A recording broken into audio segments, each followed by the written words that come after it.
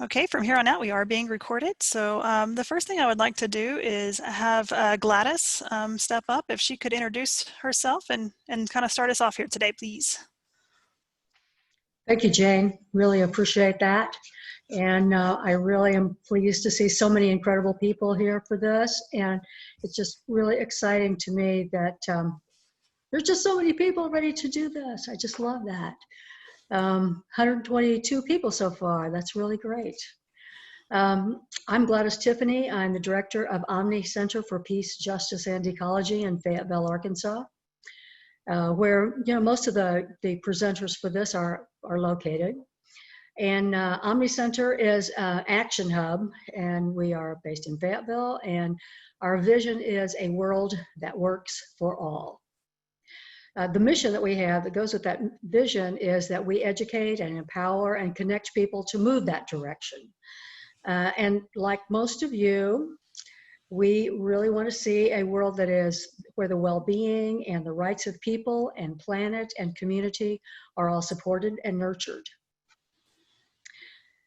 Before COVID-19, we had a lot of great activities that we did in Fayetteville, and we really engaged a lot of people that we just really enjoyed having meetings that really kind of promoted our mission well. But COVID-19 has kind of thrown us off. So this is one of an early set of series where we are actually doing things online. So I'm really grateful to Eric for inviting us to co-sponsor this event, along with the other great presenters. And this is a collaboration that we are really feel like is an important way for us to begin to actually encourage the kind of things online that we need to see if we're going to stay connected and continue to grow this network of people who care for the earth and for each other. So here we are, and we're going to do our very best to see that happen. The people here that you're going to meet today are knowledgeable and insightful and just incredibly cool people. And I think that it's going to be something that is geared directly to a lot of the things that you are doing. And I had no idea that this was going to be something that would be a national audience. But people in Arkansas, this is the things that are going to be directly related to things you are working on yourself. And I'm hoping that it's very inspiring for you, and that whatever you see, I think you're going to want to share it with other people. And I hope it's going to be worth your time. I'm sure it is. So that's enough about Omni Center. So I'm ready to turn it back over to Jane to continue the program. Thank you, Jane. Thanks, Gladys. So my name's Jane Maginot. I work for the University of Arkansas Cooperative Extension Service. And just a little bit about what's going to happen today. We have 3 presenters on 3 topics. So we're going to start off with a general stormwater and LID. We're going to move into green roofs and get really specific into that LID feature, and then go into native plants. We started, the 3 of us together. Our first presentation was, over a year ago. We had a local watershed group called the Illinois River Watershed Partnership. They invited us together to do a residential LID workshop, and we liked it so much we thought we'd keep going with it. And we started reaching out to local libraries and organizations asking to give this presentation. And then when COVID came, we've kind of put everything on pause. And then this is our first step out into the virtual world. So we're asking you guys to be patient with us. This is something that we are learning to do.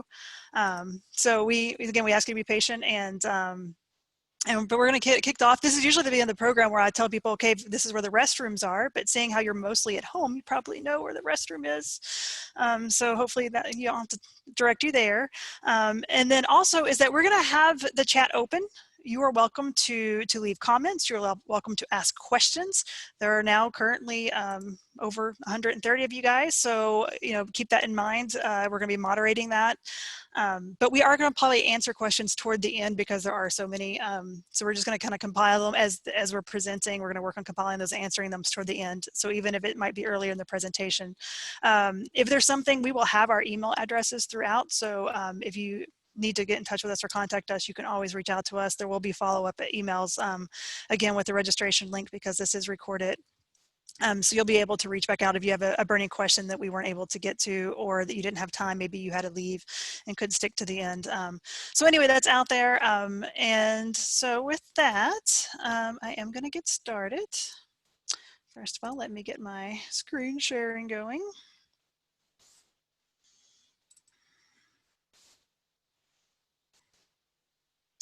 All right, so just give you a little background about myself. Again, I work for the University of Arkansas System Division of Agriculture Cooperative Extension Service. We are part of the University of Arkansas system. My job is actually an urban stormwater educator. I've been doing this for about 10 years. I came with a background actually in international peace and conflict resolution, and I was working in East Africa on land resources and got into water scarcity issues and decided that water quality was really something I was interested in. And so when I came back to the US, I was able to get a job with doing the stormwater education stuff, but it really is about urban audiences. We're looking at ways that urban stormwater impacts our local creeks and streams. And this is where I really started getting into low impact development. And we're gonna get more into that definition in just a moment. It's gonna let me click through. Okay, so what happens when it rains? So when rain falls on the ground, about half of it's going to soak into the ground. About 10% of that's going to run across our surface, and about half of a little half and a half goes back up into the sky. So that's a natural rainfall and natural setting. This is where our rain happens. When it rains, this is what happens. And this is a natural setting. There is some development, there's some houses, there's a street here, but when it rains, about half of the water is going to soak into the ground. And when we start putting more pervious pavement down, we start looking at ways that we can start building construction. It is really messing with me. I am sorry. There we go. There we go. As we start building and constructing more, that we start taking away the opportunity for the ground to absorb water. We are creating an impervious surface, an area of land that can't soak up water. And we start looking at an area like this, it looks like it has about a lot of green space. We see a lot of yards, we see grass growing, we see trees, but we start looking at all the places that cannot take in water, things like roads, sidewalks, parking lots, driveways, buildings. All of those areas are places where rain cannot absorb. So what happens to that rainwater? Think about what happens when we start moving into larger cities and larger urban areas, and we have less and less green space. This is what happens. So as we started to say that we had half that water soaking into the ground, we're now down to 15% soaking into the ground. There was 50, now we're 15. And we have still a lot of evaporation happening. It's happening through parking lot puddles, or also evapotranspiration through our plants and our trees and the little green space that we do have. But what's happened used to be 15% running across the surface is now 55% runoff. This is at a 75 to 100% impervious surface, or 100% build out. So we're thinking of really an urban setting. But as that water starts to move, you have a larger volume of water, and that water is moving at a larger velocity. So it's moving at a greater speed, and it's got more power behind it. And we put our water into storm drain systems. Now, across the United States, there are a variety of ways to get water off of our streets to manage health and human safety. This is to get our roads drivable when it rains, and it keeps our homes from flooding. It allows emergency vehicles to access our houses and access us during an emergency and during flood events.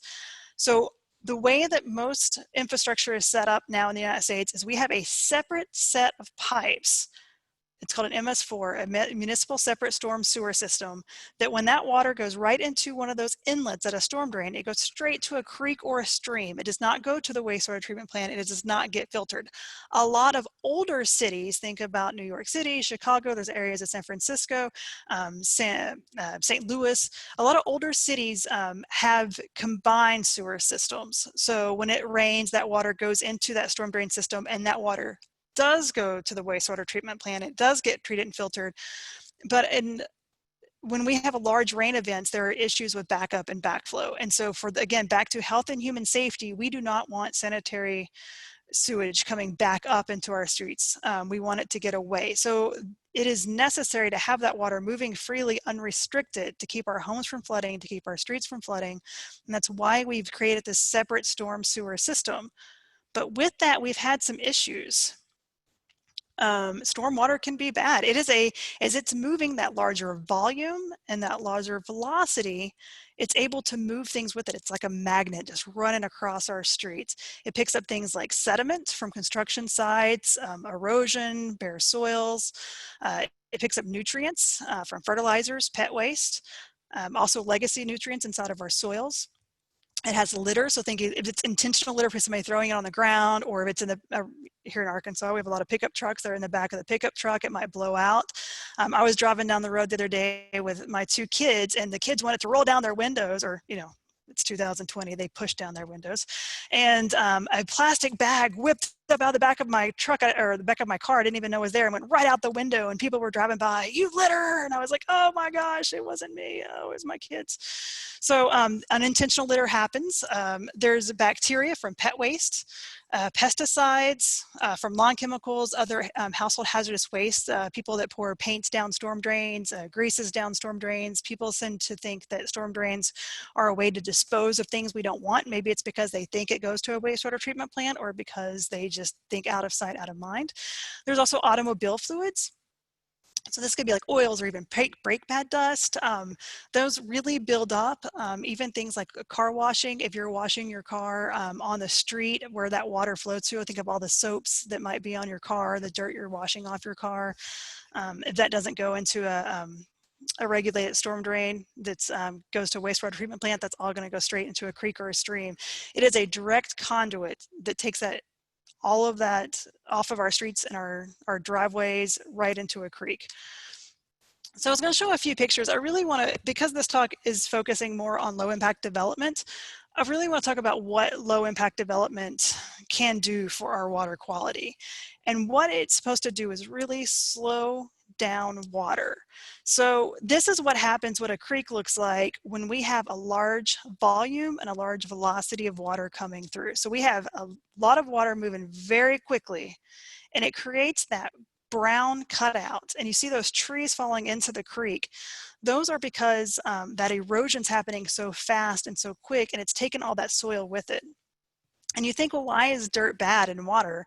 Well, when dirt becomes suspended in water and becomes sediment, you see that, or you can't see through the water. So if you jump into the river or the creek, you can't see your feet.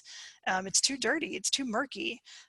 Fish, they can't see their food. They can't see their breeding grounds. When that dirt starts to settle, when all that starts to float, soak back to the bottom, that then covers our natural bottoms, which covers the plant life and the bedding grounds and the breeding grounds of where all of our benthic macroinvertebrates that are the base of our food system might live. And so it can really destroy a water quality in a stream very quickly once it becomes turbid with sediment. Here's another example of a cut bank. You can see that large wall. You have a nice little rocky slope. Here in the Ozarks, we have a lot of rocky bottoms creek beds. It's a beautiful place if you have not been here. When you can visit, we would love to have you. Again, that's another one of those creeks. This is just a neighborhood, what would be considered like a ditch line. I mean, this is a very small creek. It runs dry a lot of the year when it's not raining. But when it starts to flow and we have a heavy rain and there's a lot of impervious surface just kicking that water off as fast as it can, it hits that creek and washes out all of that dirt, which then becomes, again, it creates turbidity in the water where you can't see. And it also has nutrients. Our soils have nutrients to keep our plants alive, and those nutrients become soluble in water. And so they come out and are released in the water as well. And that's what a turbid stream looks like. That's not a place I really want to go recreation in. It's not a place that I want to go fishing in. As a matter of fact, there's probably a decline of fish population if a stream continues to look like that. One, because it can't see, and then also is because it loses its food source. So there you go. That's the more you know. That's the stormwater behind it. But now that we know what stormwater can do, what can we do? What now? So let's talk about low impact development. I'm just going to give a brief introduction as to what this is. So LID, low impact development, it is a way to get stormwater to slow down, spread out, and soak in. Slow down, spread out, soak in. We want water to come off of your impervious surface, your rooftops, your driveways, your sidewalks, and try to keep it as on site as much as possible, or to slow it down on its path to the storm drain, so it's not that surge of water. All right, so what we ask you to do is come up with an umbrella survey. So the next time it rains, when it's raining, not after the rain, when it's raining, grab your umbrella and go out and take a look. Where's the water coming from? Where is it going? How fast is it moving? How much water is there? And then create a little site map. This is a pretty fancy one, but you can see where somebody had put in their house. And they have a little dog pen and a drainage system, but they're showing where the water is flowing to. And you might be surprised. You might think, oh, I have a wet spot over here, so that's where the water is flowing from, but it might not be that way. You really need to go out during a rain to see how that water moves. And then you're going to need to do some calculations. If you're wanting to put in some low impact development features, you need to know how much water is coming off of your property. And we're looking at impervious surfaces. I'm not looking at your grassy soils or your lawn. It's really that impervious surface. So we're going to determine the footprint of your roof. I'm going to do some pretty simple math here because I am not a math person, but it is a simple of length times width. So if you have a 25 by 40 foot, and we're looking at your base, you're looking at the roof outline. So this is a sloped roof. I'm not really doing the area of the roof. I'm doing the base of its shadow of that. If you have a porch, you need to include that, or a patio, anything that's covered, you'll need to include that. And so you just multiply those together and you get 1,000 square feet. Okay, so now I have 1,000 square foot of impervious surface. What do I do? Well, the amount of water generated from a 1-inch rain is, you need to figure that out, you need to multiply that in square feet by 0.623. So if I have a 975 square feet of impervious surface, I multiply that by 623. Every time it rains 1 inch, I'm going to get 607 gallons of water. If I have a 1,250 square foot impervious surface, it's 780. And a 3,000, which is a pretty, that's a standard home there. That's 18,000 or 1,800 gallons of water for 1 inch rain. We have been having a very wet year. I know we've been having some very big fluctuations in our weather patterns. Thank you, climate change. And we've already hit our average annual rainfall for the year in Northwest Arkansas. So we are really going with a lot of water trying to get that off. So here's a pitch of a roof. This house is a 1,200 square foot home, and it generates 28,000 gallons of water runoff every year from our average annual rainfall in Northwest Arkansas, which is about 45 inches. All right, so I'm going to give you guys a little bit of the few things. These are residential, what you can do around your home. They're going to range from easy to hard, and they're going to range from inexpensive to the most expensive. You can see I've got little scales on there. The dollar sign, $1 sign is less expensive. $3 signs is really expensive. And then the DIY is do it yourself, and then pro is you're going to need to call somebody in, or if you happen to have excavating equipment yourself, you're welcome to do that. So here's a few examples of something that is super easy, super cheap, do it yourself. It's redirecting your downspout. Again, think about where that water is coming out, go out in that rain and see how that water is hitting out of your downspouts. Or even the peaks of your house, of your roof, any place where water is coming out in large quantities, how do you get that to slow down? So these guys, one is just taking an extender and put it over to an area that can absorb more water. They've got it put into like the flower beds, or just out into their lawns where it's not hitting a scoured out spot and washing away that soil. Somebody else has put in a nice little rock bed there to help slow down that water. Again, we're trying to sink it in and slow it down and spread it out. And so this is something that's really easy you can do. You can run to a home or any hardware store, and with the simple tools you might probably have around the house and able to do something like this. Rain chains are also very easy to install. This is if you have a guttered house and you're able to remove the downspout and put in a rain chain. This is something you can go to an online dealer or again some local hardware store or home improvement store and look for a rain chain. These have become very popular. There are a couple of features. There's a lot out there. Some of them are more effective than others. So I just want to point out a couple of features that I think that make a rain chain more effective for really a stormwater and not just a pretty thing to put on your house. One is that it has an inward cup. So when the water comes down into it, it's having to force back up, and that's slowing it down. And then also is a bowl or some kind of catch basin at the bottom. And that's going to be something that it needs to have either some holes at the bottom. You want it to drain out. You don't want it to stay full of water because of mosquitoes. But you want that bowl there to help stop scouring or again, that splashing of water to remove sediment or to remove soil become sediment. This is something that I feel diversion berms and swells. I feel this is, if you're going to invest your time, money, and back labor into a project, I really strongly support this project. This is fairly new. We don't have a lot of research from the University of Arkansas on this yet. This is actually from a company called Terra Firma in Massachusetts. And Peter Jensen, he's a permaculture specialist up there, and these are his designs. And what they have are these keyholes, and you'll see on this design down here, there's a 1 keyhole, 2, 3, 4, 5. And what happens is when it comes, this is the downspout. He's put in a little splash guard there from his downspout from his house. It hits right there. And he has double dug this. If you guys aren't familiar with permaculture, you can go out and read about it, but it's a deep digging. So you're amending the soil. And creating an opportunity for that water to go down. And he has created these spots to saturate and soak in the water. And that water is having a channel and go over, and it has this kind of escape routes. And eventually it goes and spreads out into his yard in a slow winding pattern. So it wasn't just rushing out of that splash guard. And inside that, he's planted some natives that will be growing into larger. He actually, I think some of these are even, he's in Massachusetts, but he even used some asparagus and some food sources that he wanted to put in there. And so that once those roots are established, it really helps those burns stay in place.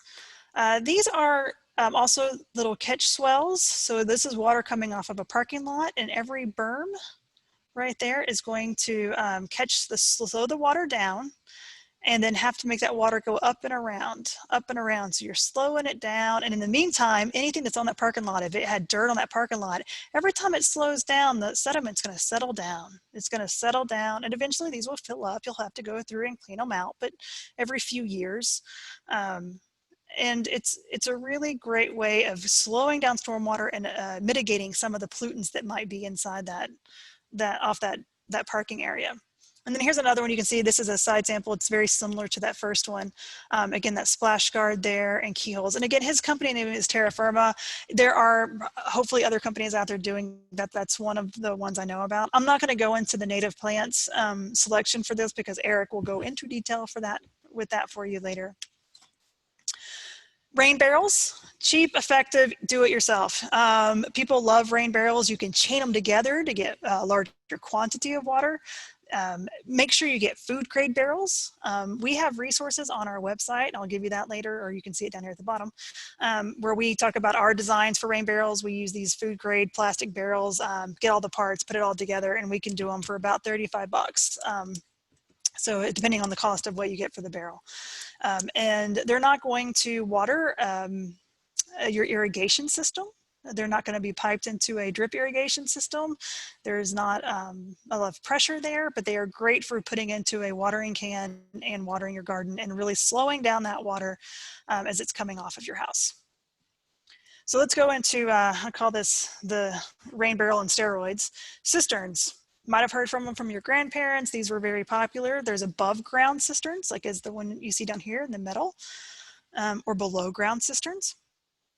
And these are two different styles, both very effective. They usually hold between 1,000 to 5,000, even possibly 6,000 gallons of water. You can have them just to link to your irrigation system, or you can have them linked into your gray water system. So this is stormwater catchment that they can then go to their bathroom sinks. They can flush their toilet with it. They can run their laundry room, probably not their clothes washer, but they probably have like their utility sink or whatever pipe to that water that they're able to use that. Again, it's gray water. It's not treated. You can put treatment systems on there. This one looks like the picture, like it has a little treatment system on there. But a lot of that's just filters, but not for drinking water, but it is for, you can use for gray water. All right, so rain gardens, and I'm also not going to go into major detail with this because it is something that Eric will go into more detail about, and he goes into a little bit more about the construction of them. Again, we also have plans for construction on our website, but it is an option out there. Just to, one of those misconceptions is that rain gardens are supposed to be a pond. It's not. It's actually not supposed to have standing water in it. It should filter through. Also, another misconception is I've got a spot in my yard that won't drain water and it keeps ponding, so I'm going to put in a rain garden. And the reason why that water is ponding there is probably because you have clay soils or some kind of rocky subsurface or substrate that won't let that water absorb, and so it's not a good spot for a rain garden probably. But these are things that a lot of people, if you don't know what you're doing, you probably aren't going to do it well, but you can do it yourself if you have a few basic equipment and tools. And again, Eric's going to talk to you about plant selection on those as well. Porous pavers, they're becoming very popular. Permeable pavement or permeable concrete are also with that. Pavers are used more on a residential usually than permeable pavement or concrete, but with pavers are interlocking bricks that allow space or gaps between the brick that let water soak through. So when water falls on a permeable pavement, it doesn't run off, it soaks in. You can't just put down bricks with gaps between them and think you're putting in a porous pavement or a permeable pavement, because those pavers they have to be able to be engineered to collect that water. The area between your bricks are going to become dense. They'll become constricted, especially if you are driving on it for your driveway. Maybe not so much so for your patio. It might be a little easier where you're just walking, but you'll need to put in some major back labor if you want to do this yourself, of digging that out and putting in the research the different types of grades of rocks you'll need to put in there. And they might even require under drains that they're going to release that water once it comes in. So if it's coming off of, if you're catching a lot of water from your house from there, you're going to have to put an under drain to get that water to move through, or you're going to end up getting a lot of soil shifting. And then green roofs, obviously, I am not going to go into detail on this one as well, because this is going to go into Lee's stuff, and she'll go into this one. But it is an option out there for as an LID feature. So I'll let her talk more about that. And then green walls, Lee's going to talk more about green walls a little bit too. But I wanted to just point out from a stormwater perspective, from an LID feature, a lot of green walls, really what we care about in the LID feature part of this, it really is the retaining wall itself. It's not so much the plants on it, because those plants aren't mitigate a lot of stormwater pollution coming off. Now, if that happens to be a parking lot right there, it might slow it down a little bit. It does lower, some of the heat impacts and greenhouse effect, but this wall, again, it's a beautiful retaining wall, and so it's more of an aesthetic way of beautifying a retaining wall, or having something better than just a big gray wall there to hold that soil in place. Which here is a terrace landscape. So you have a slope in your lawn that is continuously eroding away. This might be your only solution, you're not going to be able to stop that from happening. So you're going to have to put in some kind of barrier to catch them. And so this, again, I put this on, they can be very expensive, especially if you don't, here in Northwest Arkansas, we have a lot of native stone that is very readily available to us. But in most places, you're going to have to buy the stonework, whether it's bricks or rocks. And then also is that if you're going to have equipment come in and do the excavating. If you can rent little mini excavators, are actually quite fun to use. But it can be very costly, or if it's a small slope, you can go pretty quick. All right, so when looking at LID features, think about what's right for you. Look at the cost, the return of your investment, if that's what you're caring about, if you're really wanting to lower, like say, if you're trying to put in a green roof because you want to lower your air conditioning costs. So, is that going to play out for you? Is that going to be a cost benefit for you? Think about why you're doing it. Is it to mitigate stormwater? Is it to beautify your house? Is it because you're having flood issues? What are your water needs? If you're going to put in a giant cistern and you only plan on irrigating a 3 by 3 foot garden, probably not going to be what you're looking for. Consider the volume of water. If you have a 5,000 square foot home and you put in this little tiny rain garden, it's not going to work for you as well. You're going to flood out that rain garden. It's going to blow out. And then long-term maintenance. So if you're going to be maintaining things, especially like porous pavers or interlocking pavers, those might have to be maintained. Again, if they're putting in berms, they might get filled with sediment. You're going to have to maintenance those. So think about long-term maintenance on those as well. All right, so I am going to be done. I am going to head it over. I'm going to stop sharing. And I'm going to turn it over to my buddy Lee, who is going to talk about green roofs. And again, I'm glad that the chat's being used, and we will we'll get to those questions. All right, Lee.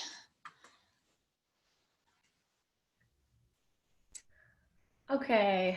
Hello, everybody. Thank you for being here today. Thank you, Jane, for the little introduction. And I'm going to be talking to you today about green roofs and a little bit about residential low impact development. So in this presentation, we'll talk about, like I said, low impact development, components of a green roofs in America, and then a few of the green roofs that we've done at Ozark Green Roofs. So my name's Lee Porter. I studied landscape architecture at the University of Arkansas. I worked at the Botanical Gardens of the Ozarks for a little bit. Worked at the city of Fayetteville in Arkansas. I worked in the sustainability department and as an urban forester doing permit review for tree preservation. I most recently worked at Integrity Partners doing lead and sites consulting for new developments. And about a year and a half ago, I started Ozark Green Roofs. Okay, so I like to start my presentations by saying, if you can plant a tree, you should plant a tree.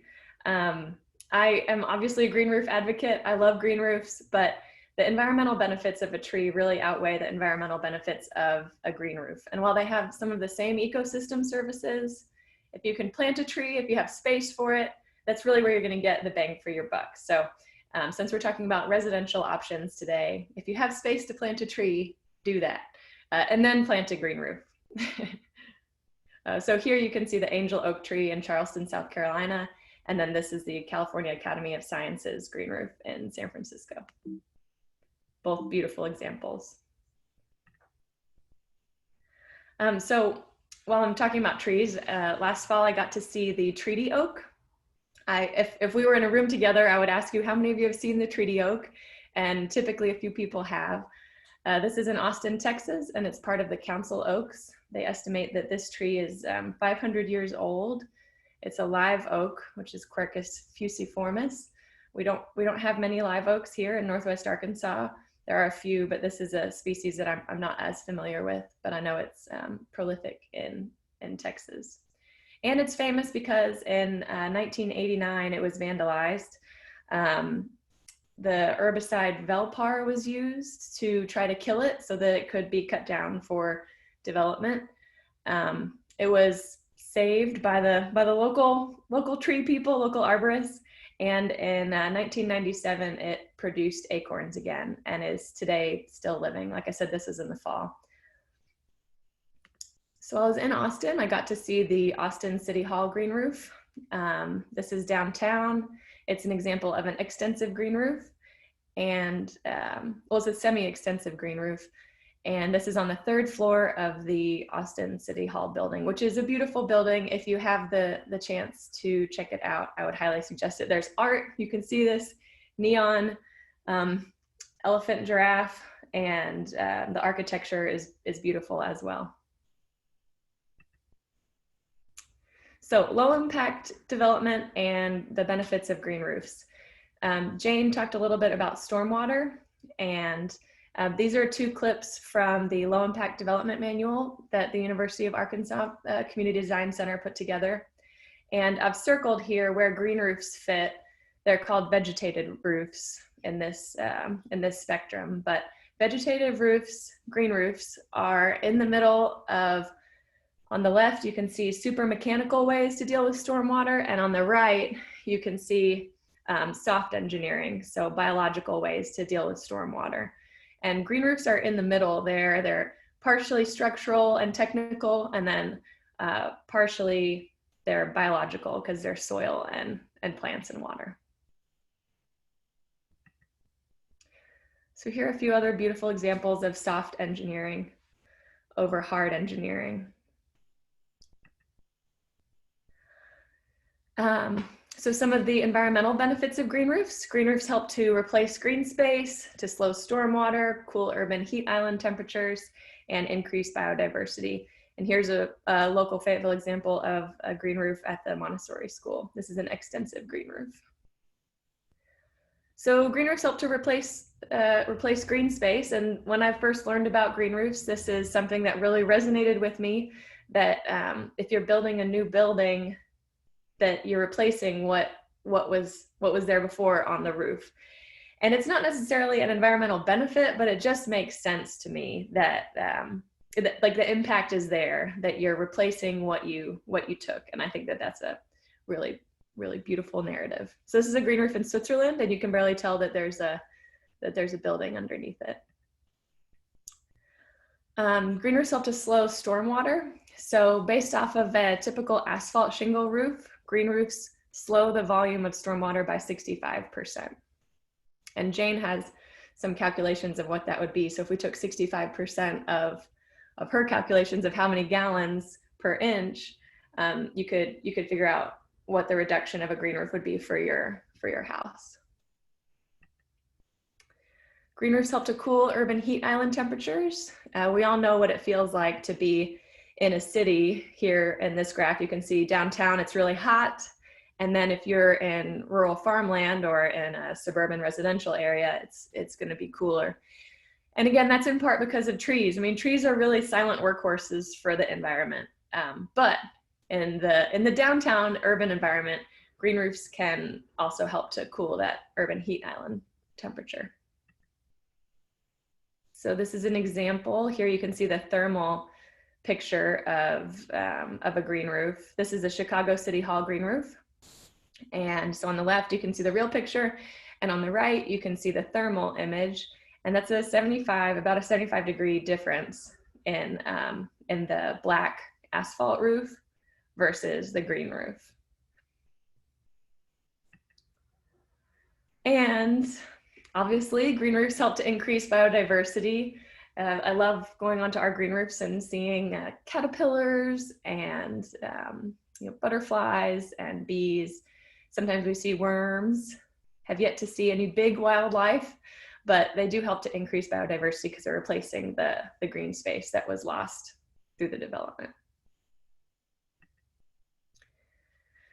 So as I talk about green roofs in this presentation, I'll reference extensive green roofs versus intensive green roofs. Extensive green roofs have a thinner profile. So the soil depth is typically 2 inches to 4 inches. And that's the biggest difference in intensive and extensive green roofs. The extensive roof has a thinner soil profile. And so that means there's less space for roots to grow. And so typically you'll see sedums, which is a whole family of plants, which is pictured here. And there are thousands of different types of sedums. It's just, you got to figure out what works for your area. For Northwest Arkansas, we have a smaller palette because it gets really hot here, and then it gets really cold as well. And it can be really dry, but then like Jane said, we've had a lot of rain this year, so it can be really moist. But extensive green roofs are typically home to sedums and then shallow rooted perennials or reseeding annuals is fine too. Intensive roofs have a deeper profile, so they're like 6 inches or more of soil depth. And these are sometimes called roof gardens, and they'll have things like you can see in this picture, concrete, They'll have pavers and benches and larger plants and irrigation systems. Extensive green roofs can have irrigation systems too, but intensive roofs would have like a sprinkler system with maybe several different zones, and you can grow more on an intensive green roof. But also that means that the structure needs to be stronger. Typically you'll see these on top of parking decks or newly constructed buildings, so that they were anticipating the weight of the green roof. And if you're doing a retrofit, so if you have a house that you want to put a green roof on, an extensive green roof is probably the one you're going to go with. And it is possible to have a green roof on a sloped roof. So if you have a pitched roof and you're interested in that, extensive green roofs are the way to go. And there are systems that you can use for a pitched roof. So on that note, components of a green roof typically are plants on the top level, growing medium, and a drainage layer. So that's the bare bones. You've got to have that. But then beyond that, you can have things like edging or irrigation or little pavers. But the basic backbone of a green roof are plants, growing medium, and a drainage layer. And that all goes on top of the waterproofing layer. At Ozark Green Roofs, we don't do waterproofing. We typically work on projects where the general contractor has subcontracted another roofing contractor to do the waterproofing membrane. But we come in and do the fun part, which is drainage and growing medium. And then the most fun is installing the plants, in my opinion, and watching them grow and doing maintenance. There are systems out there that come in trays. So you can have a tray green roof system, and you can order 1x1 or 2x2 squares of exactly what you're seeing here on the screen, of plants, growing medium, and drainage. I think that's a fine way to go, but at Ozark Green Roofs, we prefer to do a monolithic system. So you have one connected drainage layer, which is called the J drain, and I'll explain that more in a little bit. And then one contiguous growing medium or soil layer, and then plants on top. We think it helps create a better ecosystem. But all that being said, you can still get the same green roof look from the squared system. Happy to answer questions about that later if you have any. But all that being said, you need to have a really solid waterproofing membrane to install a green roof. So if you're thinking about installing one on your house, make sure you consult a roofer to make sure that your current waterproofing membrane doesn't have any leaks. At Ozark Green Roofs, these are the things we typically consider when we're doing a site visit to figure out what the green roof should be. So we look at the soil depth, which is based on the weight that the roof can hold. So we typically work with a structural engineer to figure out how many pounds per square foot the roof can hold. So that will indicate our soil depth. And then, like I mentioned before, the slope and drainage. So the name of the game in green roofs is getting the water off the roof. We don't want any water pooling, just like you don't want water pooling in your backyard unless you have a rain garden and plants that love water. But still, you don't want a rain garden on your green roof. So we look at slope and drainage, how to get the water off the roof, whether that's through a gutter system or through rain chains. And then we look at the soil type. Will we be using an extensive soil or an intensive soil? It's typically best for green roofs to have a structural soil, so it's a little bit coarser so that water can percolate through and get off the roof. We look at the sun shade conditions. So if a green roof is on the north side of a building, it's probably not going to get as much sun as if it's on the south side. If it's on the south side of the building, it's going to be blasted with heat. At least here in North America, in Arkansas, it's going to be getting a lot of sun, and that means it'll typically be drying out more. And then so another thing we look at is irrigation. If it's on the south side, it's likely to need a drip irrigation system, even if it's an extensive roof, just to help keep it wet. So we look at something that I call the moisture microclimate, which is, like I mentioned, in Arkansas, it can be really moist. We're here in the Ozark Mountains, and it can just, it's like a rainforest. If we didn't have winters here, I think it would be like a jungle. So what's the moisture microclimate like? Because on a green roof, you don't want there to be stale air where funguses can grow and then contaminate the green roof. So what's the moisture condition? And that'll indicate what type of plants we'll plant. And so that plays into the aesthetic of the green roof. What color plants does the homeowner want? Or like we're working on a bank right now. Maybe the bank wants plants that'll match their logo color. In this case, they do. They'd like to have some red plants that bloom red. So what's the aesthetic of the green roof? Are you trying to plant some taller plants to block an HVAC unit or block a window or something like that? So these are all the things that you would need to consider if you were interested in putting a green roof on your home. So I'm going to show you some original residential green roofs. Green roofs were first found in the Scandinavian countries in the Viking and Middle Ages. Here are some indigenous green roofs from the Faroe Islands. In the beginning, these were used for insulation. It was a building material that was around, and they were just trying to mimic what the earth was doing. So they saw that soil was a great insulator, and it's cold in the winter in Scandinavia, and so they put soil and sod on their roofs.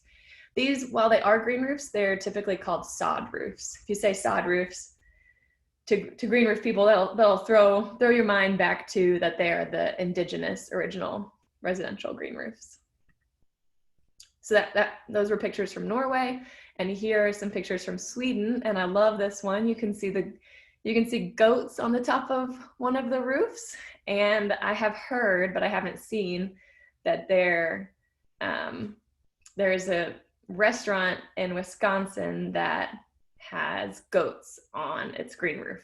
So I would love to take a road trip sometime and try to see those goats. And I think it's on top of a Swedish restaurant. So it's really fitting, really thematic.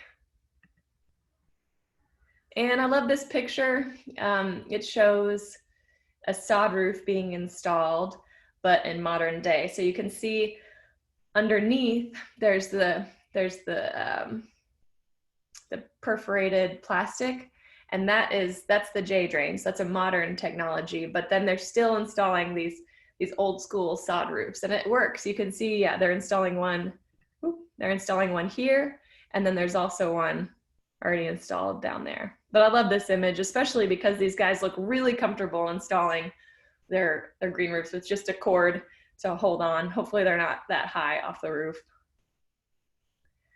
And hopefully kids aren't watching and learning. Or maybe they are. Build resilient communities, resilient kids. So here are two cross-section details of old sod roofs and then modern day green roofs. So like I mentioned before, the basics of a green roof are you need plants, soil, a drainage layer, and waterproofing. And both of these have that, but one is more high tech. And even though green roofs are part of low impact development, because they are lower impact on the environment, they are a modern building technology, the way that we install them now. So in the olden days, there was sod and just soil. And today it's called a growing medium. You can see plants and then growing medium. So it's especially engineered. There are companies that make specially engineered green roof growing medium. And then on the old sod roof detail, you can see that the tree bark is the waterproofing membrane. And then there's wooden edging that helps keep the green roof in, whereas today it would be a metal barrier. We have these metal edging systems that help water go through, and there's a flow rate, and they're made of really strong aluminum, and they're specifically made for green roofs. So yeah, then back to the old sod roof, you can see that there are fasteners, support fasteners, and then logs as the structure. But in the modern day green roof, you would have all of these things. You would have plants, a growing medium, a root barrier, a drainage layer, and another protection layer. And all three of those things are what we call today the J drain. That's a product that we use at Ozark Green Roofs. And we'll call that the drainage layer, even though it has all three of those elements in it. And then you can have another root barrier if you choose to, so that the roots don't follow the water. You know, plants and roots follow wherever the water is, just like you see on riverbanks, trees following along the side of rocks and trying to find water. So a root barrier would help protect the roots from growing into the waterproofing membrane. So you can have insulation and waterproofing, and then you can even have more insulation underneath the waterproofing if that's the way that the architect wants to design the building. And then finally, the roof deck. So you can see there's more happening in the modern day green roof than the old sod roof. But if you're doing this on your home, you know, you can pick and choose how you want to make your system, but I would highly suggest using that J drain product. And there's one that's specifically for a green roof. So it's called J drain GRS 50. And then get a good light growing medium, and then plants that are specific to your area, and preferably native plants, which Eric will talk about in a little bit. Here's some sleek examples of modern residential green roofs. You can see that two of them are flat roofs, and both look like all four of these look like these structures can hold a lot of weight. I particularly like the bottom left example because you can see the metal edging that I was talking about, and that it's on a sloped roof. So this looks like it has some native perennials and maybe some sedums growing on top of a sloped roof. But all really nice examples. So I want to educate you a little bit about green roofs in the US so that the next time you're on a road trip, whenever coronavirus is over, or you could do a virtual road trip and go on Google Earth and find these green roofs. I don't know, maybe you could do a street view and see the green roofs. Or I'm sure there are, on Google Earth, how there are little pictures that people have taken pictures and uploaded them. Maybe you could do a virtual tour of these. But I want to show you these. I know we're talking about residential green roofs today, but these will help you be in the know of green roofs in the US. And maybe some of you have seen all of these, or some of you have seen one or two of them. So this is America's classic green roof. If you go to Europe and talk about green roofs, they might know about this one. This is America's shining example of a green roof, and it's on top of the Chicago City Hall in Chicago, Illinois. It's a semi-extensive roof, and it was built in April 2000. It's 38,000 square feet. So it's a semi-extensive roof, which means that it has a thinner soil profile, like the extensive roof, but there's a little more happening, but it's not yet an intensive roof. There aren't trees, but there are pathways, and it looks like there's also some change in grade. And on a green roof, when you're trying to get that grade change, trying to maybe make like a rolling hill, you can buy layers of insulation and build up the slope and then cover it with a green roof, so that you're not having to add all of the weight of soil to fill that berm. And it looks like maybe they do that here and here. Can you see my mouse? Anyway, it looks like they do a little bit of berming on this green roof. This is the ASLA, the American Society of Landscape Architecture headquarters, and it's in Washington, DC. This roof is called a roof meadow. So I'm showing you a few different types of green roofs here, from extensive to intensive. And this one is called a roof meadow, so it's also in between extensive and intensive. This one is 3,000 square feet, and it's downtown. Looks like a nice place to sit with some coworkers, take a break, have a coffee. And you can see that there are grasses and then more shallow rooted plants like chives, or in the bottom left, you can see that's a sedum species blooming. Or in the top right, it looks like maybe that's some Asclepias, some milkweed. And on the top, they have larger plants, larger woody plants, shrubs, and maybe even some small trees. So this is 3,000 square feet, and it was dedicated on April 26th, 2006. And April 26th is Frederick Law Olmsted's birthday. He's the grandfather of landscape architecture in the United States. It's another good theme happening. This is an example of an intensive roof. This is on Carnegie Hall in New York City. This one, so it's an intensive roof, but you could also call it a roof garden. You can see there are trees, there are pavers. It looks like there are some skylights there. There's a retaining wall with it looks like a seating area. This one is 10,000 square feet. The building was built in 1891, and then it was retrofitted with a green roof in 2014. So this green roof, you know, I imagine that this building, because it used older, super solid building materials, that it can hold a lot, but I'm sure that they had a structural engineer check out the capacity of the green roof. And I bet that there's some underground irrigation system, and it looks like they also mow the green roof. So this roof, we know, can hold a lot of weight. And on the other end of the spectrum, this is an extensive green roof. So it's a thin profile. This is a beautiful example of a sedum roof. I love that picture in the top left. It's, you know, the grassy knoll, and then the green roof, and then the woods beyond. So this is a great example of using a green roof to mimic nature. And I love the transition a green roof allows here. This is a beautiful school. This is not what my high school looked like, but this is a high school in Lakeville, Connecticut. Looks really sweet.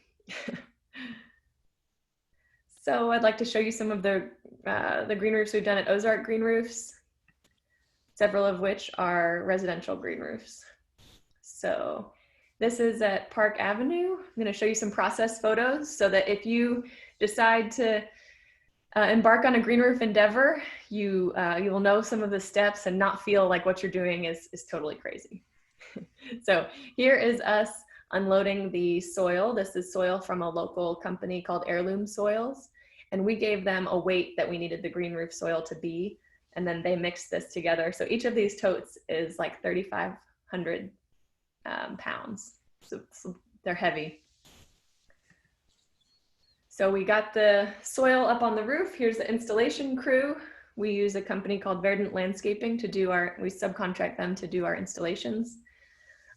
You can see the drainage layer, or the irrigation coils there in the front, in the foreground.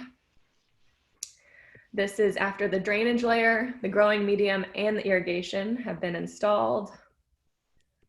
And this is post-installation. This is the first day that we finished installing the plants, and you can see in the very back we have scabiosa, and then there's yucca, and then there's blue fescue. There's a line of soil, and that we planted some wildflower seeds there, then scabiosa and ajuga. So this client particularly wanted purple and red. So we tried to give them that by giving them the plumbago in the front, and then some scabiosa and ajuga, and then the yucca. And I love this picture with the redbud and dogwood blooming in the background. This is in spring 2019, so spring last year. This was a couple weeks after installation. You can see things are starting to take hold. We were really proud of that picture, but then it really took off. So this was a couple months later in June, and we're really proud of this picture. You can see we have some cosmos back here blooming. And at one point in August, there was a plant that was taller than me, which, you know, made me so proud. And this was May. This was last month, at the end of last month. This year, you can see everything's doing pretty well. We planted some heuchera. We added heuchera along the back side, because you can see in the middle photo that there's a shade line. There's the dark ajuga, but that actually is even darker because of the shade. So it's an interesting roof because it's part extreme sun and part extreme shade. So on this roof, we really had to look at what worked for the site. And you can see the blue fescue is doing really well. It loves it up there. Here, I'm going to show you some process photos from 3 roofs we did on South College Avenue in Fayetteville, Arkansas. And so this is the sky track that's about to lift the totes of soil onto the roofs. These are the waterproofing layers with the drainage system on the right side. Here's the drainage, that J drain installed. The growing medium. This is what it looks like when the growing medium shows up on the project site. It's from a company called Rooflight. They're a national company, but we get the soil from a regional group, and it's called Missouri Organic, but they produce this Rooflight product for us. And here you can see these are sedum plugs. They came from Emery Knoll Farms. I actually have my computer propped up right now on a book called The Green Roof Manual by Ed Snodgrass. And Ed Snodgrass started the Emery Knoll Farms in Maryland. And these are plants from that distributor. So here they are in the ground. And so that was last year after installation, and this is this year. You can see some of the species are doing really well. Some of them aren't doing as well, but we've communicated that with Emery Knoll, and we're hoping to make a plant list palette for what plants do well here in Arkansas. But overall, we're really happy with how these green roofs are growing. Some more pictures. This is the first green roof we installed on 9th Street, again in Fayetteville. This is a smaller green roof. There's on planting day. You can see here the process photos of the waterproofing membrane, then the drainage pipe. We wrapped it in landscape fabric, put drainage rock around it, put the J drain down, more aesthetic rock, and then the growing medium. And here's the green roof. It was on the north side of the building. So we planted ferns and ajuga, and this was while the whole street was being constructed. You can see there's a lot of construction down the street, but it turns out that this roof actually gets a lot of sun.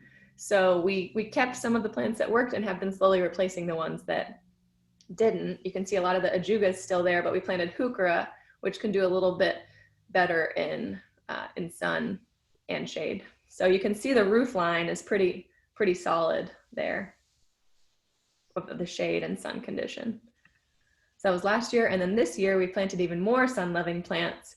So we've got some sedum angelina and some dianthus, and then balloon flower, and again, still the heuchera, and then ajuga is still holding on up there too. Currently, we're doing the Fayetteville Public Library expansion. So this is a commercial project, but we started installation on Friday, getting the site prepped, and then the materials all come on Monday to do this green roof on the expansion. Here are the 5 sections of the green roof, and this is the part that we'll be putting the green roof on. That's what it looks like.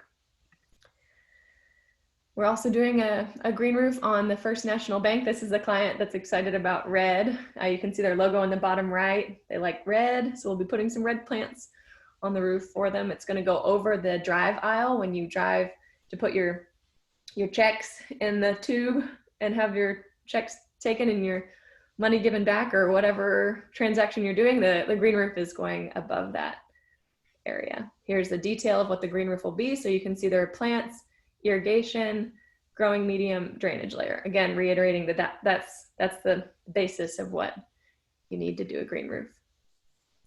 This is a green facade on one of our buildings downtown. In the top left, you can see the deck up there, the white area that's coming out from the facade of the building. And in the top right, you can see the beautiful view. But it gets really hot up here. This is a south-facing wall, and it's gray. So they wanted to make this area a little bit more comfortable to sit and enjoy a coffee break or ice water break. It's pretty hot right now up there. And so the materials we used were wire and bolts, and then we planted Carolina jessamine and sedum angelina. So this on the right was when we first did the installation. It was a little bit of a gray day, but now it is doing really well, and the vines are growing in, and the sedums are doing well. Thank you for listening to me talk about my favorite thing, green roofs. And I'd love to answer some of your questions as we round out the presentation after Eric talks. And I'd like to introduce Eric. Eric is an environmental project manager with Crafton & Toll. He's going to be talking to you today about native plants. He's the president of the Ozark chapter of the Arkansas Native Plant Society, and he is founder of the Ozark chapter of Wild Ones, which is an organization dedicated to promoting environmentally sound landscape practices in order to preserve biodiversity through preservation, restoration, and establishment of native plant communities.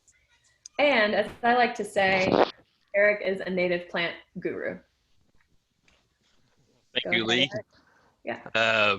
I don't know if I'd call myself a guru, but I do appreciate it. Let's see, I'm sharing my screen here.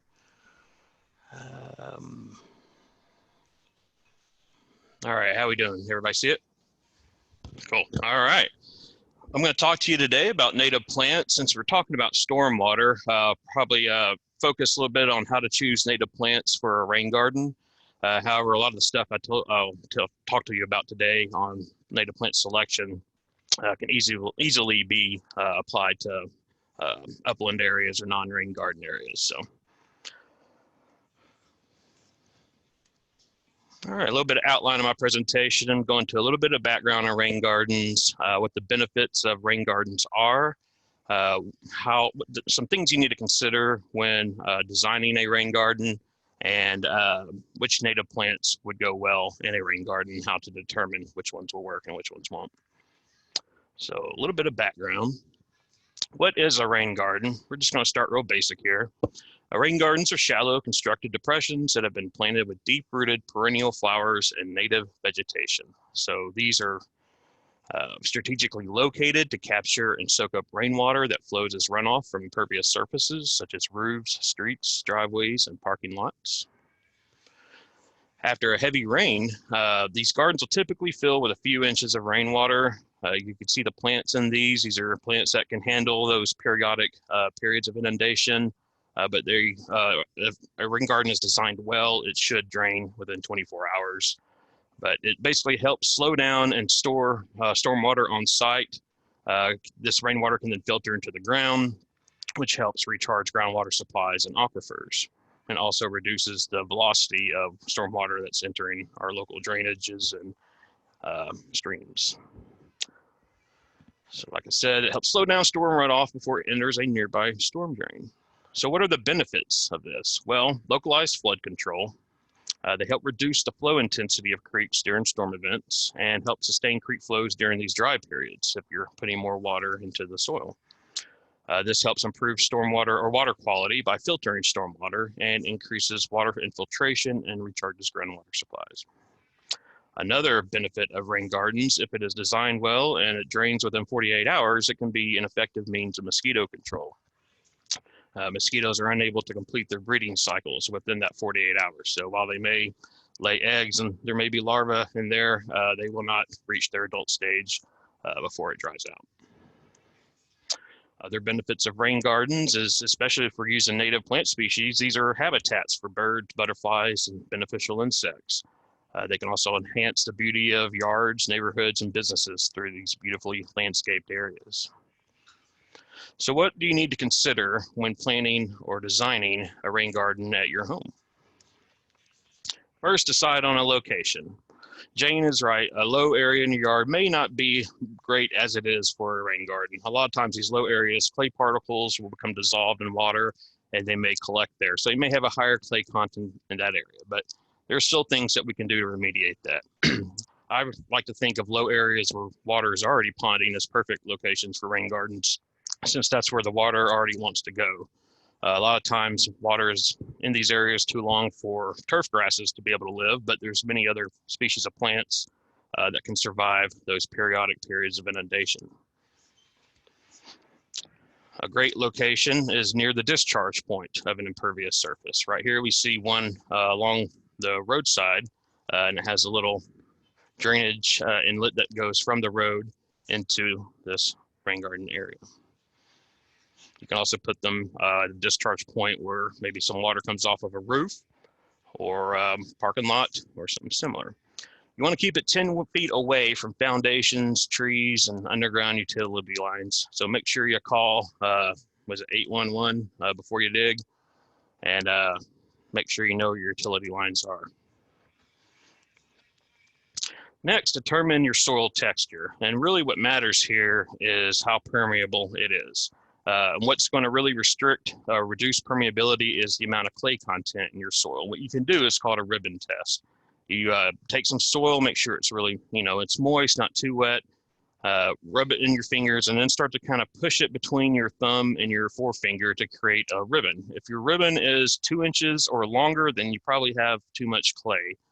Usually 1 inch or shorter is going to be how long you'd want that ribbon to be. To kind of give you an example of how different soil textures can affect the permeability of that soil, sand over on the left, larger particles, so that means the pore space between them is larger, and water is able to filter down through those particles much easier than, say, on the right end where you have clay and the particles are much smaller, so therefore the pore space between them is much smaller, and some clays will tend to swell as well, depending on the type of clay. In between there, sandy loams, that gets a pretty moderate level of drainage. That's going to have some, more or less equal amounts of sand and silt and a little bit of clay in a sandy loam. So what can you do if you do a ribbon test in a particular location where you want to rain garden? You realize the clay content is way too high there. Any stormwater is just, it's not going to drain, it's just going to run off. Well, there are things you can amend the soil with. You can add compost. Organic matter acts as a binding agent in the soil and will help that clay kind of clump up a little bit to allow water to infiltrate a little easier. Or you can add sand, mix it into the soil or add it on top, and over time it will filter down through that soil profile and change the texture, make it more permeable. However, if all else fails, you can, when you build your rain garden, you can install a under drain, a little pipe that you keep the top of the pipe at whatever level you don't want the water to rise above. So that way when the water gets up there, it flows in that pipe, and then has a perforated pipe underneath that can help distribute that water a little more slowly. Okay, so you know about your site, you know where you want it, you know your site is ready. So what shape and size does your rain garden need to be? And that's really where you have a lot of leeway in the shape and size. Really, the rule of thumb is the area of your rain garden needs to be 1/3 the area of an impervious surface draining to that rain garden. And this isn't going to be, of course, for the large scale projects like for municipalities and whatnot, but for a small scale rain garden project in your residential area, in front of your house, backyard, that sort of thing, this general rule of thumb can apply. So you can choose any shape you want. You can see on the left here that has a little more of a bean shape to it. You can have a rectangular rain garden or any shape you want. Really, it's the size that matters most in the location. So you can excavate a little bit in that area to kind of create a low spot if you don't have one already. Or you can fill. Sometimes you might want to berm up a little bit on the downstream end just to make sure it doesn't leave the rain garden too quickly. And finally, this is what I like to recommend is native plant species for your rain garden. So how do we determine which native species are going to work in a rain garden setting and which ones will not, or in any setting for that matter?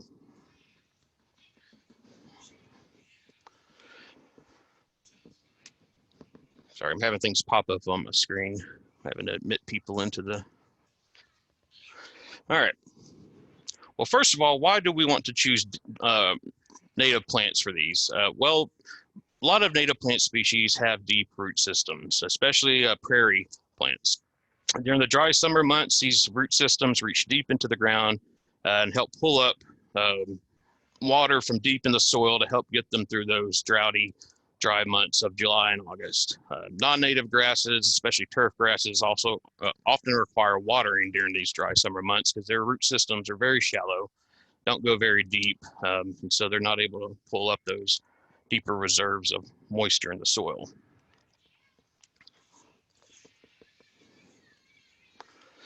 Another function of these deep root systems is they help hold the soil in place.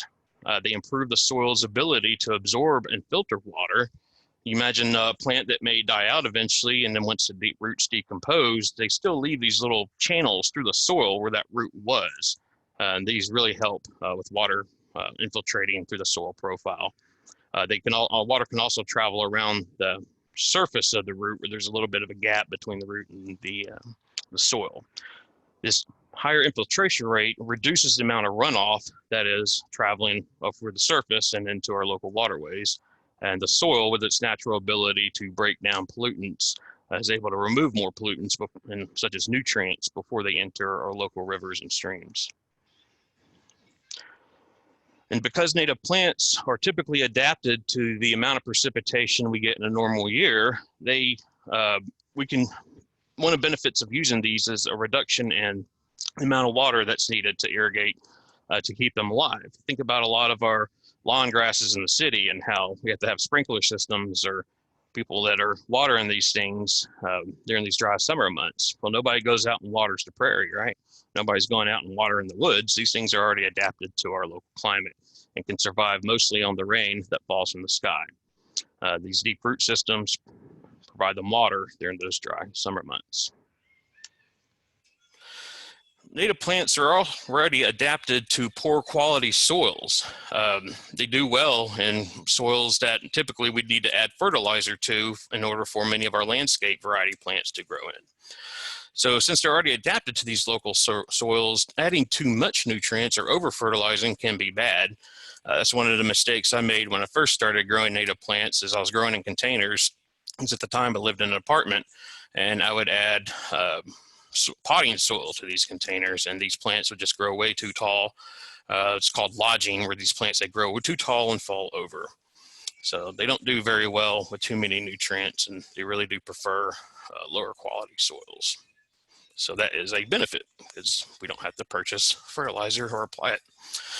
They're already adapted to the local ecosystem and are more resistant to the local pests than many non-native species. So one benefit of this is we can reduce the amount of pesticides that we're applying, reduce the amount of exposure that people and families have to these pesticides, especially in public areas.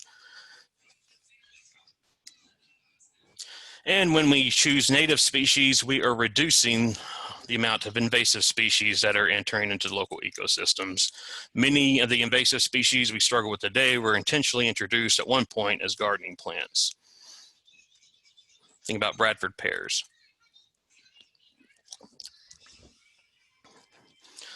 But aside from the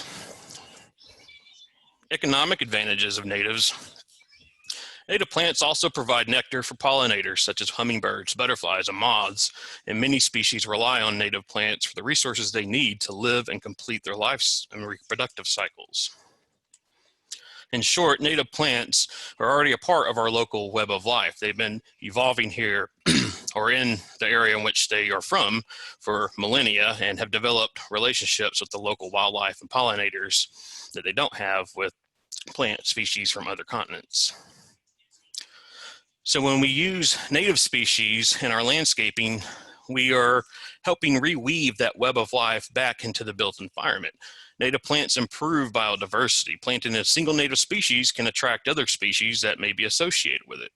For example, maybe a pollinator comes and enjoys the flower's nectar, decides to lay its eggs on that plant or even eat the plant. And then a bird is going to come that might try to eat that caterpillar, for instance.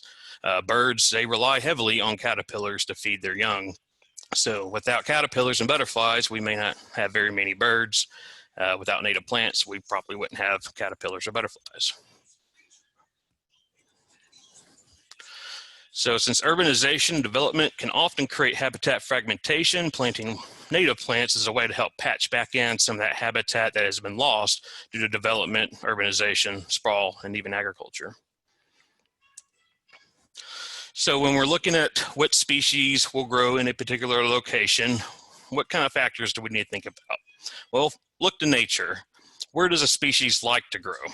Note the environmental conditions of the location where you see that plant growing naturally in the wild. What about the soil moisture, the soil pH, the sunlight conditions? Well, let's start with soil moisture. The Army Corps of Engineers has developed a list of different species that are found in the United States, and they have assigned what's called a wetland indicator status to most of these species. One location you can look this up is on plants.usda.gov, or if you want to go right to the source, I have a web address here on my slide, wetland-plants at usace.army.mil. But if you go to plants.usda.gov and enter a particular species, in this case I entered Quercus alba or white oak, it will take you to a species profile for that particular species, and then there's a tab called wetland.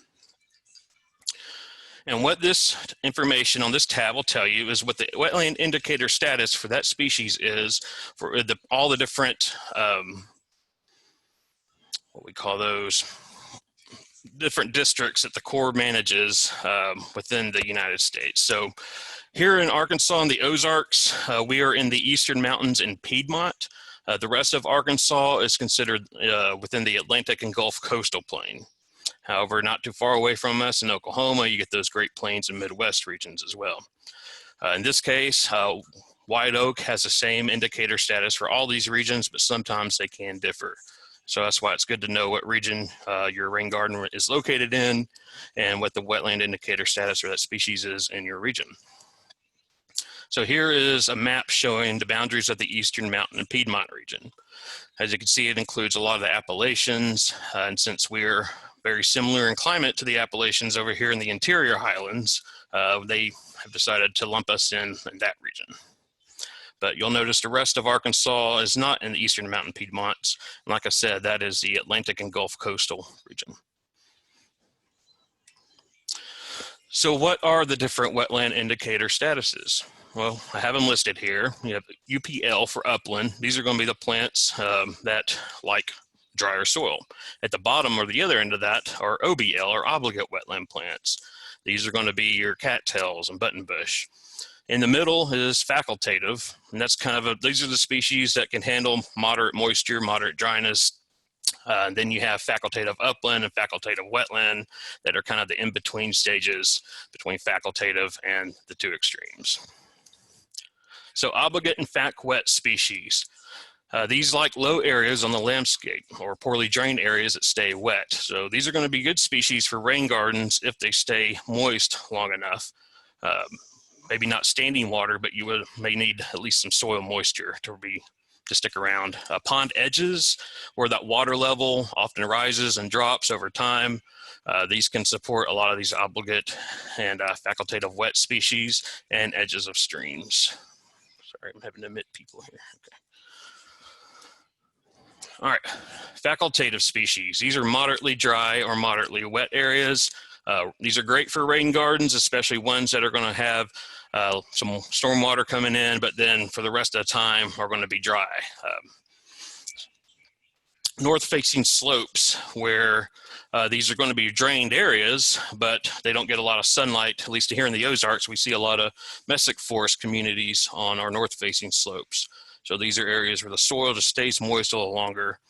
Also, transition zones between wet and dry soil. I notice a lot of roadside ditches that dry out and are only wet periodically will tend to have a lot of facultative species.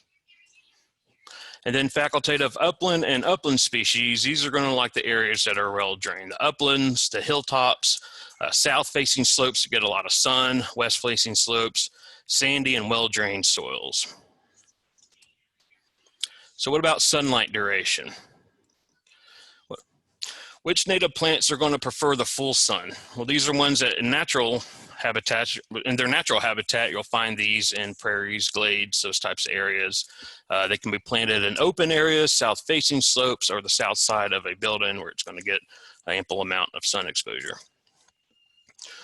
So what are some examples of species that are going to do well in full sun? And if you notice, these species, I've included the wetland indicator status beside each one. So that way you can kind of be thinking about maybe a planting project you have, whether it's a rain garden or a non-rain garden. Maybe you just want a pollinator garden. And you're thinking about the location at your house, how much sunlight it gets, and you can kind of think about which ones of these will work. So Cardinal flowers, great blue lobelia. These are both like some wetter environments, but they both do well in open sun. Butterfly milkweed, again, likes open sun, but does not handle much moisture very well. Native flowers for full sun, again, swamp milkweed, see how that's an obligate wetland species. Ohio spiderwort, facultative. This is one you see a lot along roadside ditches that drain well after they have water move through them. New England aster and prairie blazing star. These are great examples for full sun. Native grass is switchgrass and eastern gamagrass. Switchgrass is a great one just for nutrient uptake. If you have some farmland and agricultural field that you apply fertilizer to and a creek that runs beside it, planting a row of switchgrass can help take up some of those nutrients that might run off from that field after a rain event before they enter the local stream. And switchgrass, it also grows pretty thick, and so it's able to trap a lot of sediment and reduce the amount of sediment that's going into the stream. And if you're a farmer, then you know that that soil is your livelihood, so you want to keep as much of it as you can. Eastern gamagrass, they think, is a relative of the ancestor of from what corn or maize came from. That's another interesting one. If you get those seed heads, they are edible, but you got to grind them up into a flour and bake with them. I've tried chewing them. They do not chew very well. Little blue stem, another native grass, does well in full sun, a facultative upland species, so it's going to like some drier areas. One thing about little blue stem and some of these other grasses is they provide this winter foliage that sticks around this persistent vegetation that can provide some winter aesthetics around your property as well. And also winter habitat for pollinators and other wildlife. Native rushes for full sun, common rush there on the left, that's a real common one, hence the name, but you'll see that all over the place. Juncus effusus is its scientific name. And then scouring rush, or Equisetum hyemale, over there on the right, which I think technically is not a rush. All right, native shrubs for full sun, false indigo bush, facultative web, produces a very beautiful flower there at the purple and yellow. And then common button bush, which is an obligate wetland species, so it's going to like wet areas and mud flats, requires a mud flat to establish itself from seed. You can see these really beautiful red fruits on the left, and then here's the flower on the right, which looks like a coronavirus. Other native shrubs for full sun, elderberry produces these beautiful white flowers about now. These are in bloom, and then here in a couple months later in the summer, we'll see all these beautiful dark berries. The American beautyberry, another very popular one, and one that pollinators love, produces these beautiful purple clusters of berries along the stem and the axils of the leaves. About native plants for partial sun. A lot of these species are going to be seen in open woodlands where there's some sunlight that gets through the canopy and hits the forest floor, and forest edges where they may have sunlight for part of the day, but not for others. Where can you plant these species? These go on the east or west side of a house or building where they're shaded for part of the day, but maybe getting sun for another part. So what flowers will work in these environments? Again, cardinal flower, great blue lobelia. These work in full sun and partial sun environments. Purple coneflower. You'll notice purple coneflower does not have a wetland indicator status, and when that is the case, you can generally assume that it is an upland plant. These statuses were really developed for wetland scientists in the field who are delineating these wetland boundaries to be able to determine, well, what's a wetland plant, what's an upland plant. But there are some that they have not gotten around to assigning the status to. Even though purple coneflower is a pretty common one, it might not just be along those boundaries as often as others. I'm not sure why they haven't given it a status, to be honest with you. Spotted jewelweed, this is a great one. You can touch the seed pods and they will explode. That's how they distribute their seeds. If you collect the seeds of these, make sure to keep them wet or moist. Don't let them dry out. They call it, another name for this is spotted touch-me-not. They call it jewelweed because if you take a leaf and hold it underwater and kind of rock it from the side to side, it has a hydrophobic substance on the surface of the leaf that will create like a silvery shimmer that seems to go across the leaf, and it's real fun to play with. Native grasses for partial sun. Again, little blue stem. And then river oats. This is another great one that will leave behind these seed heads that will stick around the winter time and can provide a winter aesthetic, especially when there's a lot of them and the wind's blowing and they all kind of shimmer and shake at once. It's really beautiful if you ask me. Native rushes for partial sun. Common rush is another one. We saw it on the full sun list as well. Native shrubs for partial sun, again, elderberry, and then here's a new one, red buckeye. It's a facultative species. It would work well in a rain garden. I see this used in rain gardens quite a bit. Produces these pretty red flowers in the spring around May, and then later in the summer, late summer, early fall, you'll see these buckeye fruits that old timers used to like to carry in their pockets for good luck. And again, American beautyberry works well in full sun and partial sun. What about native plants for full shade? Now, there's natural habitats for these species are going to be in the deep forest where the canopy's closed and not a whole lot of sunlight makes it down to the forest floor. Where can you plant these species? Well, the north side of a house or building that stays shaded, north-facing slope, or just next to something where it just stays shaded year-round, maybe between two buildings. I mean, not year-round, but all day. These plants are often going to be adapted to a little bit more fertile soil than your other ones. All those forests will tend to have fertile soil.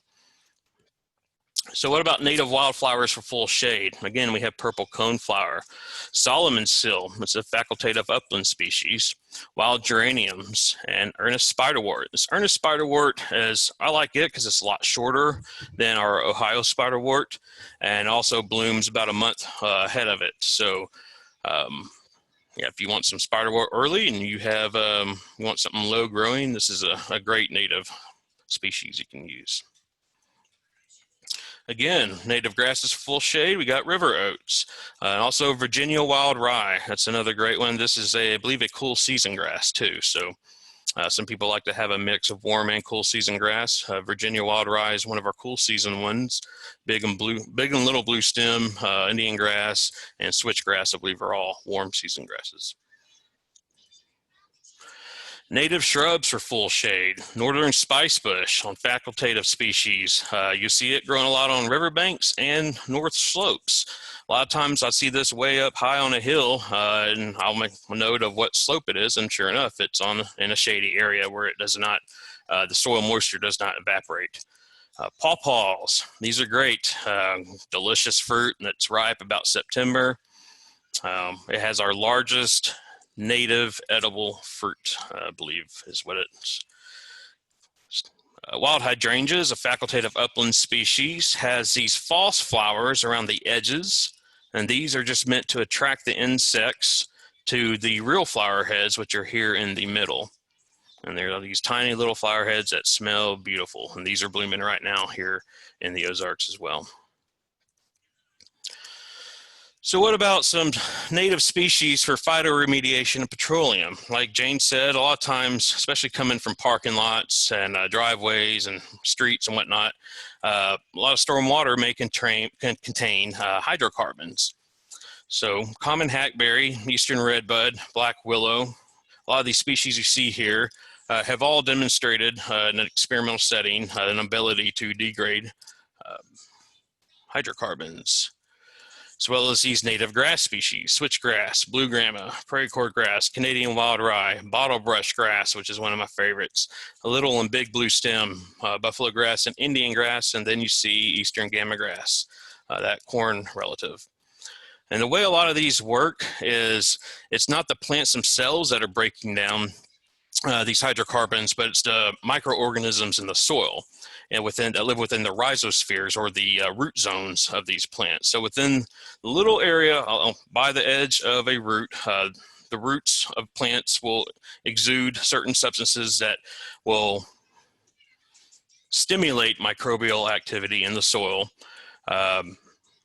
And so what you have is if you put plants such as a lot of these that we have listed here, which have very fibrous root systems and a lot of high surface area, that creates a lot more rhizosphere area where these microorganisms are working to break down these hydrocarbons, as opposed to other plants which roots may not go as deep or may have thicker, larger roots with less surface area. They're still breaking down hydrocarbons, but they're just not as effective as these species with much more fibrous root systems. So these work for mild to moderate levels of petroleum contamination. If the contamination is very heavy, might have to look at some other species or a different technique for remediating that. Design considerations, group same species together. So if you have a cluster of coneflowers over here and then a cluster of Monarda over there, that helps draw the eye to these locations and makes it more visually appealing than if it's just a mixture of different species, which, I mean, that can have its value at some time, you know, with color combinations and whatnot, but generally keeping species grouped together can help it be much more visually appealing. Floral layering, so put tall species in the back, short species up front. Or if you have a circular garden that you can walk around from all sides on, you might keep the taller species in the middle, shorter species out on the edges. Bloom period. Some plants are going to bloom in spring, others early summer, others late summer, early fall. So we want to keep that in mind because not everything's going to be blooming at the same time. So if you can have species that, or a selection, a combination of species that will provide blooms all throughout the growing season, that can be beneficial. And also annuals, biennials versus perennials. Those annuals are going to grow and complete their life cycle in 1 year. They're going to produce seed, drop those seed, and then die. So these are going to be a little bit shifty in your garden. You may see more some year than others, and they might not stay in one location. Perennials are going to take a little bit longer before they start flowering. That first year, you're probably not going to see a flower. You might not get flowering until the second or third year. But once they do go, they usually are going pretty good, pretty strong. About managing your rain garden. Plant in spring or fall for easy establishment, especially shrubs. If you plant those in late fall, they can usually start getting some of their roots established before they go dormant in the wintertime. If you don't make it by that time, then early spring will work as well. Water often during the first 1 or 2 growing seasons.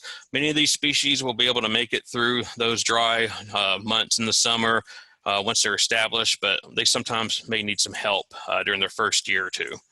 Also, if you maintain a 3-inch mulch layer, that can help retain moisture, establish ground cover, and prevent other unwanted species from growing in your rain garden. All right, and with that, that concludes my presentation. I'm going to stop sharing my screen. I have my contact information here, but I believe Jane is going to be sharing something with all of our contact info here shortly.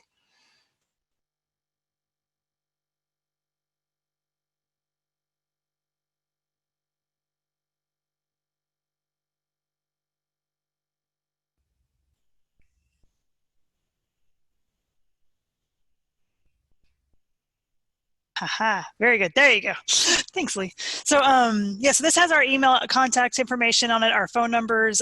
Please feel free to reach out to all of us. We do have a few minutes for questions, and I'm going to attempt to answer a few of these.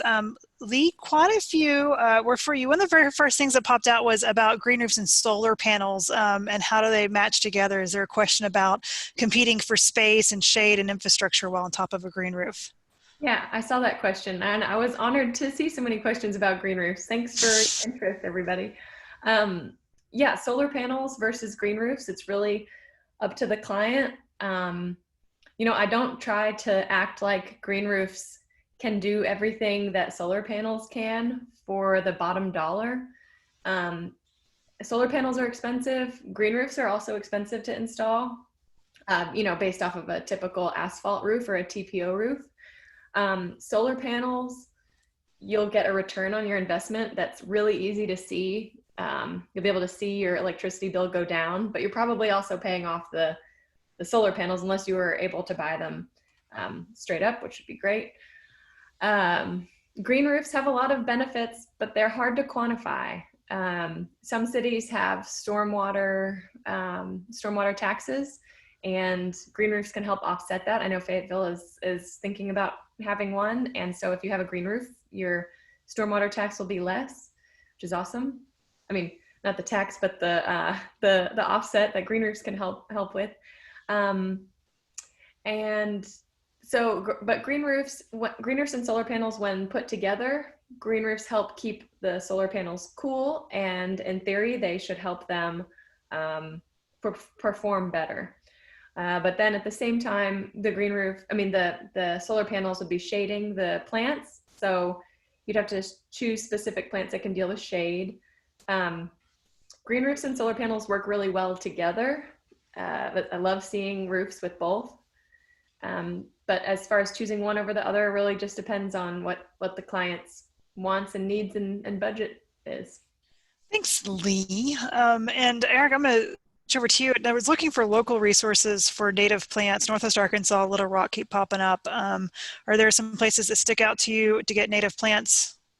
Yeah, I know more of the locations in Northwest Arkansas, such as Ozark Soul native plants out of Springfield, Missouri, honestly, but they sell in Eureka Springs.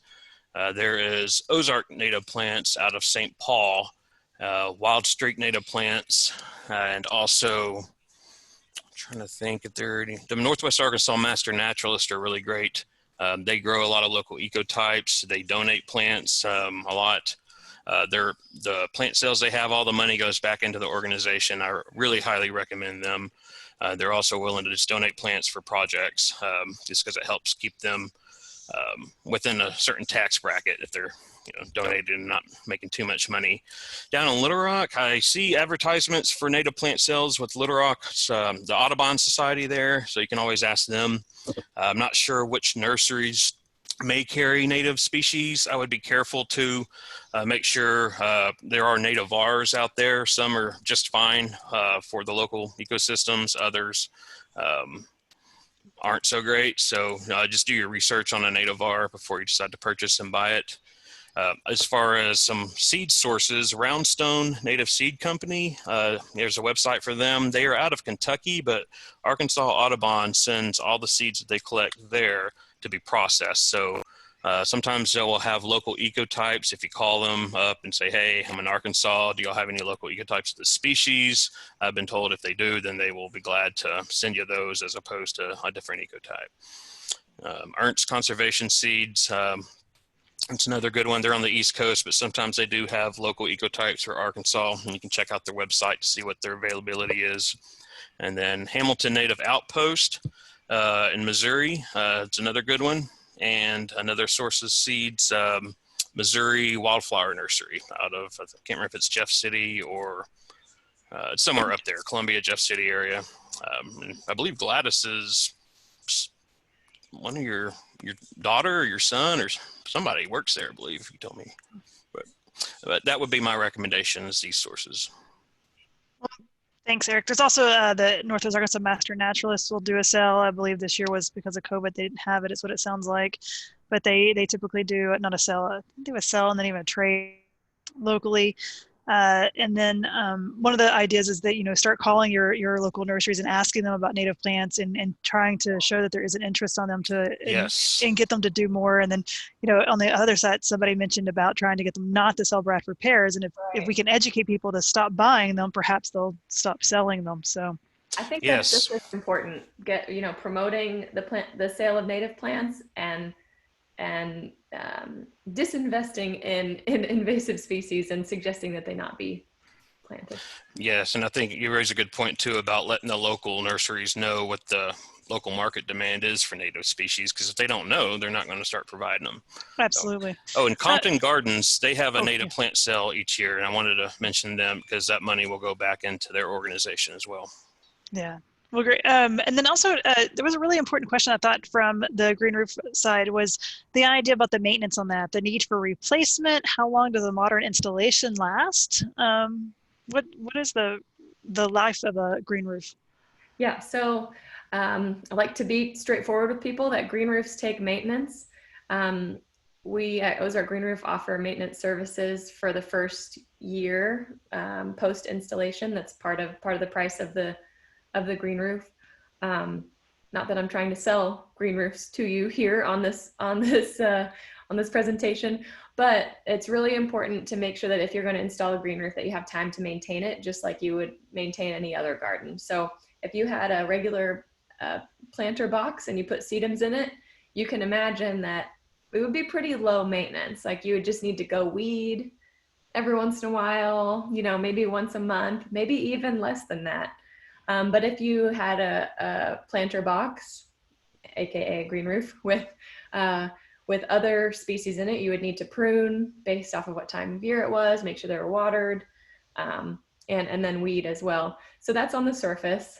But then as far as long-term maintenance, the industry standard for green roofs says that green roofs last 3 times longer than typical roofs.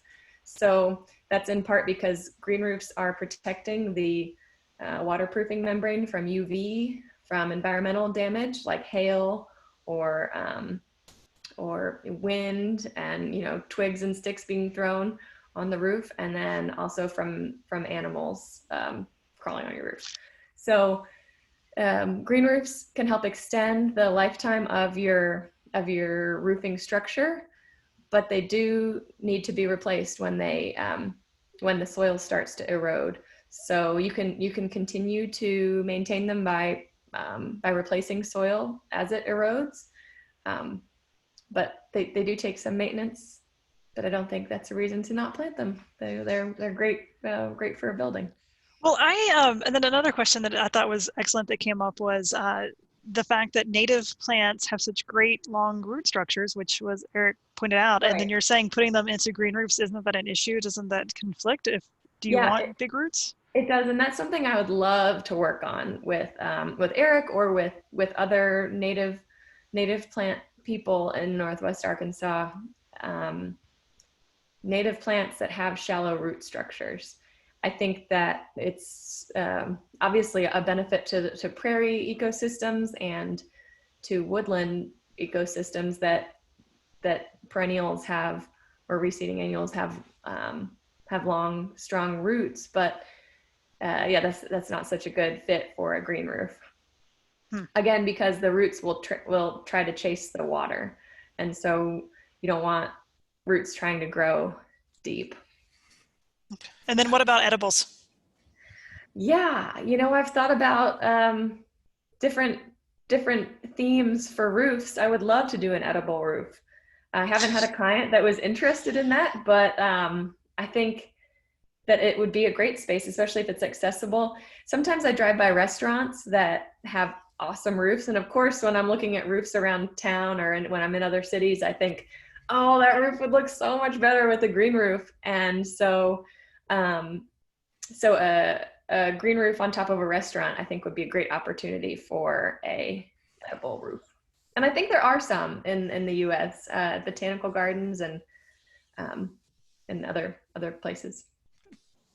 Eric, someone just asked if reading recommendation for rain gardens. There's a lot of information out there, so it might be which ones do you think are the most useful? Because that's. Yeah, I'm not going to be a good person for recommending a book or particular books on those. You might know some, but I would say Wild Ones has a lot of great resources, both on rain gardens and on green roofs, that sort of thing. And so, yeah, there's a lot of great resources on our website. If you join, you get access to even more resources on the website, little informational stuff that you can learn from. But yeah, that's really what I would recommend. I will say the website is the Wild Ones. Do you know that website off the top yes, of your head? wildones.org. Okay. O-R-G. There are books, and rain gardens really, I think it's important to stay to a regional book. There's rain gardens of the Southeast. I know there's some rain garden books that are very specific to the upper Midwest. So depending on where you are in the United States, I would just say when you are looking at books and researching which books to read, area, because again, when it talks about natives, they're going to be talking about the ones there. And again, our soils are also very different from place to place.